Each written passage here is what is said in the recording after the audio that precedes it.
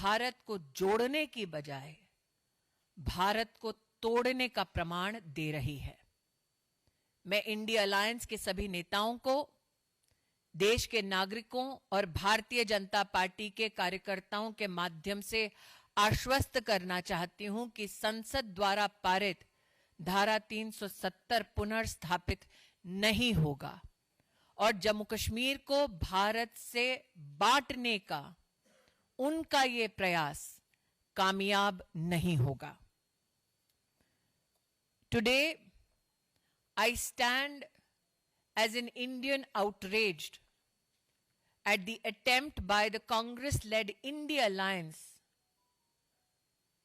to bring to the floor of the House a resolution that stands against the Indian Constitution and the opinion of the Supreme Court of India. The question that now is to be posed to the Congress-led India Alliance is this: after the revocation of Article 370, tribals in Jammu Kashmir received their constitutionally guaranteed rights. After the revocation of Article 370, the Dalit and OBC community in Jammu Kashmir received, after years of struggle, their constitutional rights.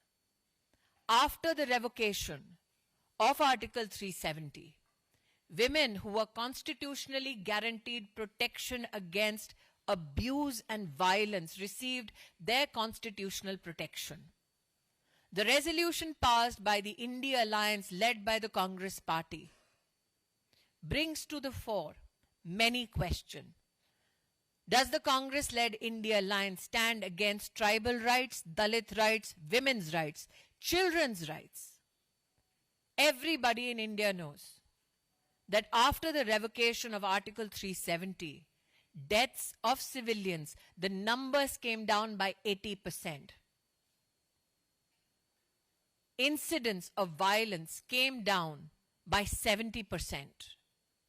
Tourism in Jammu Kashmir especially went up to a staggering figure of over 2 crore 11 lakh tourists, especially in the Kashmir Valley. Does the Congress-led India Alliance, my apologies, today stand against the economic and constitutional interests of Jammu Kashmir?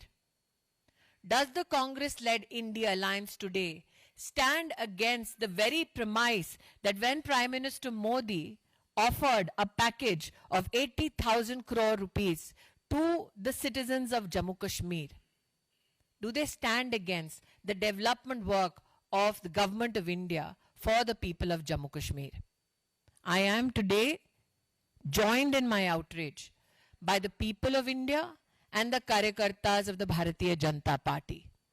The Congress leadership, particularly the Gandhi family, needs to answer: do they stand for terrorism and stand against development of Jammu and Kashmir? Do they stand for breaking of India rather than stand and abide by the Constitution of India?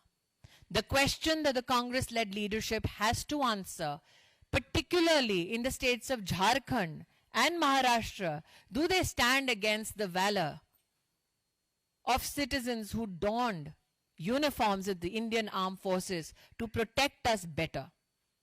Do they stand against tribal rights, rights of Dalits, OBCs, women and children? What they seek is a special status for themselves and not the people of Jammu Kashmir.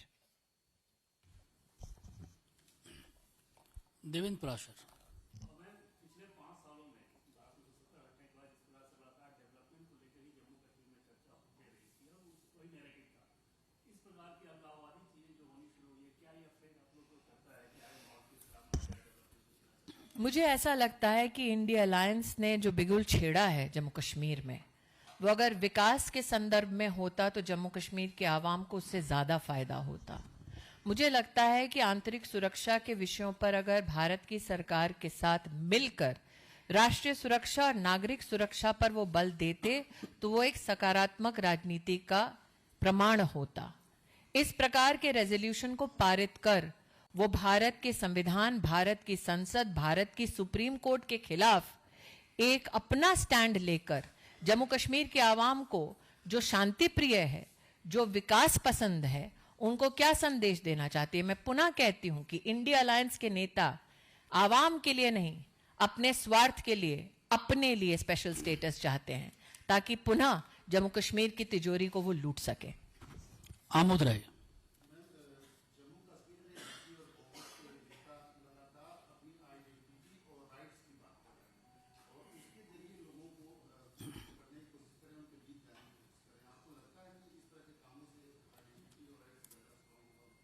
Amod जी, जब आप कहते हैं कि जम्मू कश्मीर में कांग्रेस और India alliance के नेता identity की पॉलिटिक्स कर रहे हैं, तो आइडेंटिटी क्या है? हम सब की, हम चाहे किसी भी प्रदेश से क्यों ना हो, हम सब हिंदुस्तानी हैं। और जम्मू कश्मीर के नागरिकों के उस आइडेंटिटी पर किसने तोहमत लगाई है, किसने प्रश्न चिन्ह लगाया है? जहां तक की बात जम्मू कश्मीर के आवाम की राइट्स की है, तो सबसे उत्तम डेमोक्रेटिक राइट है द राइट टू वोट। हाल ही में जो इलेक्शन कमीशन के सानिध्य में इलेक्शंस हुए, वो जम्मू कश्मीर के आवाम के डेमोक्रेटिक राइट्स के इम्प्लीमेंटेशन का सबसे सुनहरा प्रमाण है। तो वो जब आइडेंटिटी की बात करते हैं, तो आइडेंटिटी हमारी, हमारे देश से, हमारी माटी से है। जब वो राइट्स की बात करते हैं, तो वो राइट्स संवैधानिक हैं, जो गारंटीड हैं after the revocation of article 370। वो राइट्स जब धारा 370 था, तब आदिवासी समाज को, दलित समाज को, ओबीसी समाज को, महिलाओं को, बच्चों को नहीं मिलता था। तो वो अपनी बेहतरी के लिए गारंटी मांग रहे हैं, आवाम की नहीं। अखिलेश सिंह जी।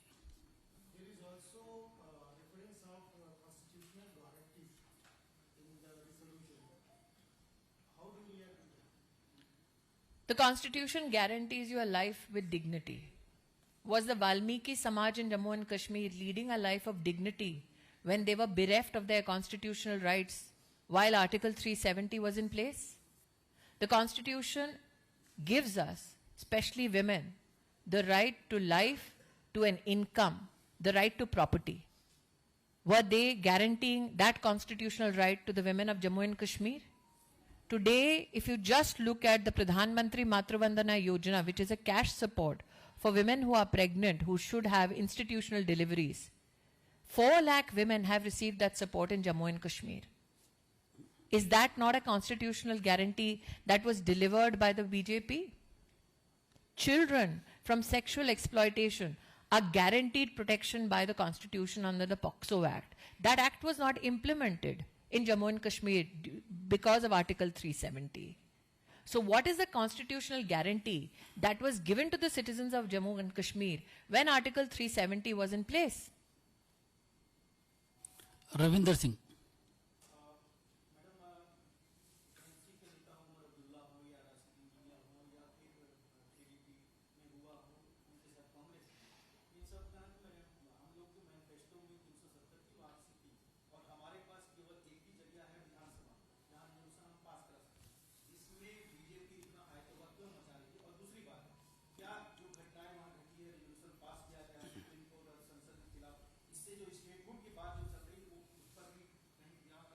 देखिए, अगर उनकी बात में इतना दमखम होता, तो भाजपा के विधायकों के साथ हाथापच्ची करने की कोई जरूरत नहीं थी।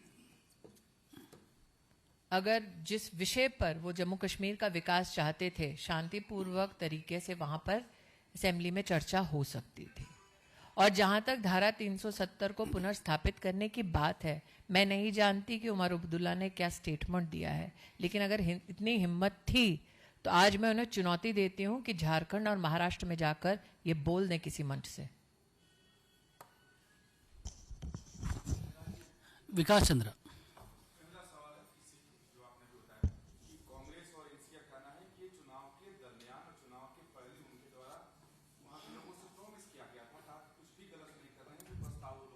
मैं पुनः कहती हूँ, प्रस्ताव की एक प्रति मेरे हाथ में है। पहले तो इस प्रस्ताव में वो खुद ही बचे हैं, कॉन्स्टिट्यूशनल गारंटी की बात कर रहे हैं, जिसका विश्लेषण मैंने दिया। कॉन्स्टिट्यूशनल मैकेनिज्म्स की बात करते हैं, जिसके ऊपर मैं चर्चा करने को तैयार हूं। राइट्स और आइडेंटिटी के बारे में अभी अभी आमोद जी ने प्रश्न कर लिया है। तो ऐसा क्या है जो भारत के संविधान ने, भारत की संसद ने, भारत के सुप्रीम कोर्ट ने जम्मू कश्मीर में वर्तमान में लागू नहीं किया है? लेकिन अगर विषय में खुद में इतना ग्रेविटास था तो मुख्यमंत्री अथवा एक असेंबली ऑफ पीपल में भारतीय जनता पार्टी के जनप्रतिनिधियों के साथ हाथापाई करने की क्या जरूरत थी? बात में वजन नहीं है, बात विकास के मुद्दों से ध्यान भटकाने के लिए किया गया था। लेकिन आप अगर अपने मुद्दों से ध्यान भटकाने के लिए ऐसा दुस्साहस करते हैं, उसकी तर्ज पर आप भारत को तोड़ने का दुस्साहस करेंगे। अगर कांग्रेस की ये मान्यता है तो प्रचार में जहां जहां कांग्रेस के मुखिया जा रहे हैं, झारखंड में, महाराष्ट्र में बोलकर तो दिखाएं। वो क्यों बच रहे हैं? उन्हें खुद प्रेस कॉन्फ्रेंस करनी चाहिए, देश को अवगत कराना चाहिए कि हां वो चाहते हैं कि देश बटे। मोहित भट्ट।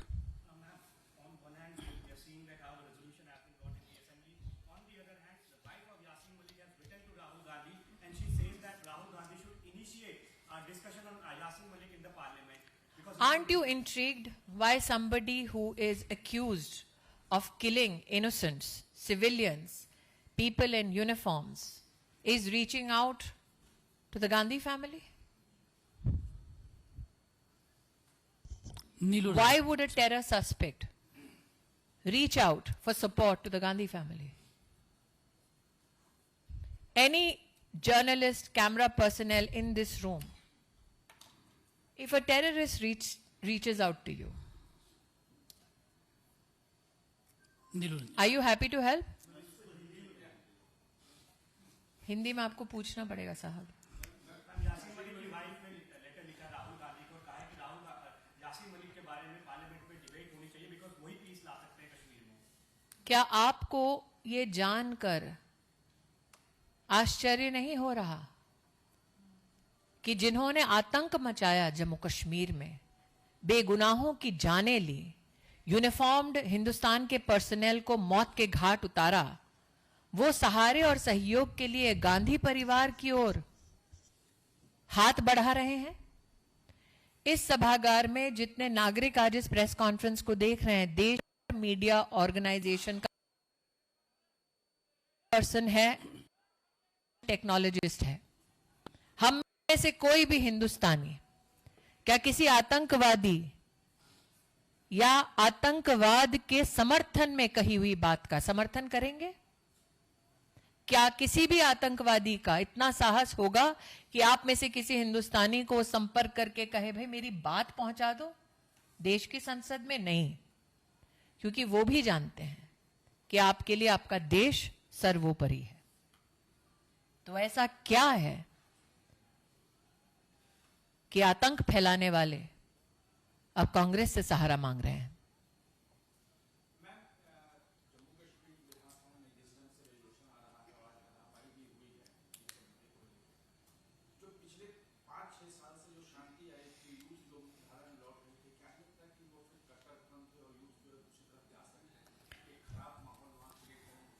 देखिए, भारत सरकार में जब तक नरेंद्र भाई के नेतृत्व में हम अपनी सेवा दे रहे हैं, वी आर कॉग्निजेंट कि हमें विकास के पथ पर अग्रसर रहना है। जम्मू कश्मीर के आवाम को भी यही,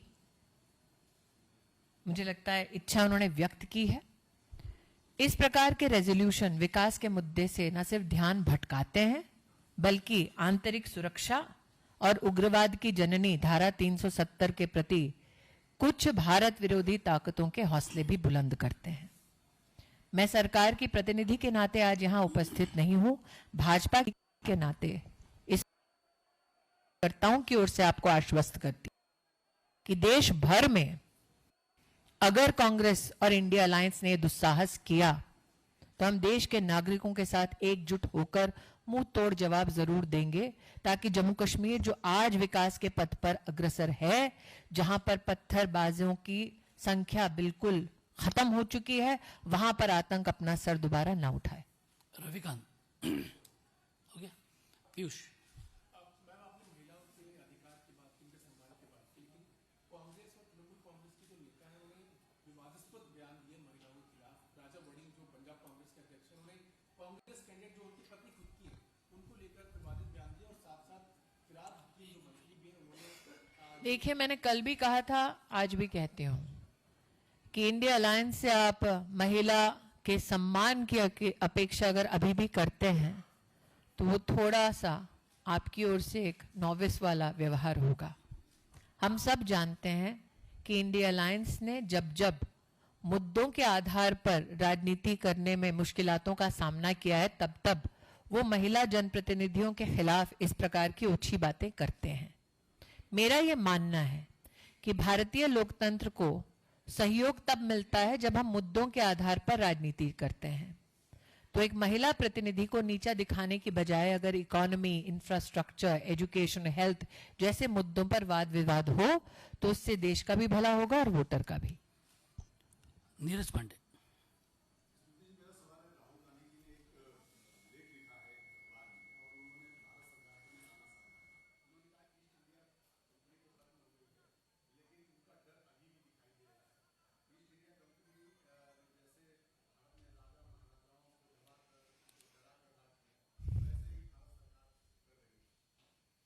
मुझे लगता है कि